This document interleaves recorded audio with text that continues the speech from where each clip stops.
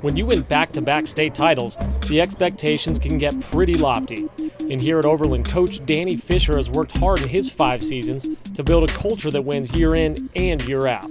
My expectation, I expect to continue, may not be the level of success that we had the last 2 years winning state championships, but I intend to compete at that level. And with inexperienced guys, we may take some lumps early, but with this group, they respond really quickly and they learn from mistakes really quickly.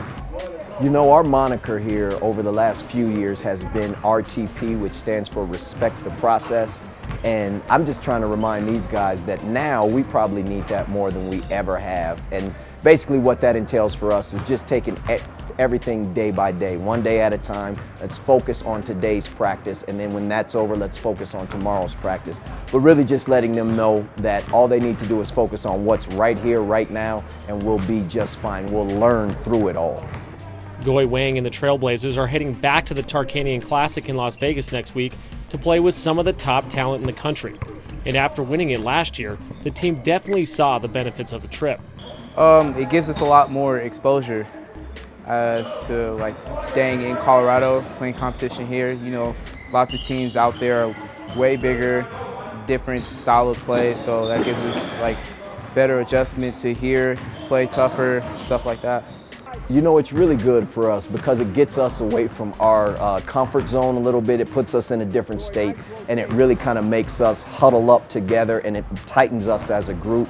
The competition, like you say, having different teams that we're not used to seeing, they're not used to what we run, we're not used to what they run, and so it kind of puts us in a situation where we're just reacting, and the turnaround time from day to day doesn't give you a whole lot of preparation time, so it puts us in a situation where we have to react, where we have to be prepared in game a lot more, so it's a great growth experience for us.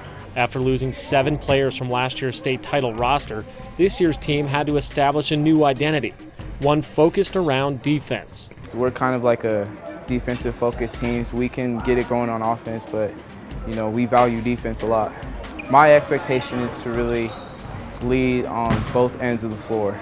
So whether that's to be a dog on defense or to get it going for us on offense, it's just lead in every way I could. So we had 4 guys that were on varsity last year that played a little bit of minutes. Goy Wang, Stephen Hayes, Dejan Smith, and Asad Yusuf. And those guys had great experience. They traveled a lot with us, so they got a chance to really see these guys. They got used to my voice in the huddle. They got used to our style of play. We're a defensive team, so they really got a piece of that culture. So I think they picked up quite a bit, but learning it and then applying it in a game situation, there's sometimes some distance between those two things. So I think we'll be a better team offensively, and I expect by the end of the season for us to be competing at a very, very high level. No doubt Coach Fisher will have the Trailblazers in the mix for another state title this year. Best of luck to Overland the rest of the way. For Colorado Prep Spotlight, I'm Phil Santucci.